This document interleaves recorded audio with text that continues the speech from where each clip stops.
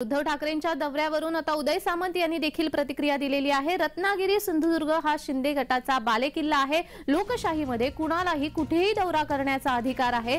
रायगड, रत्नागिरी, सिंधुदुर्गमध्ये महायुतीचेच उमेदवार निवडून येणार। उद्धव यांच्या दौऱ्याच्या पार्श्वभूमीवर उदय सामंत यांनी हा निर्धार केलाय।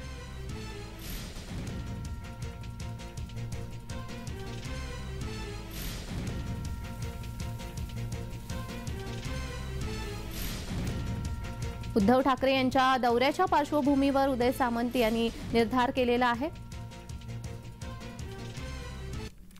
लोकशाहीमध्ये कोणालाही कुठच्याही जिल्ह्याचा दौरा करण्याचा अधिकार आहे आणि तो उभा आहे।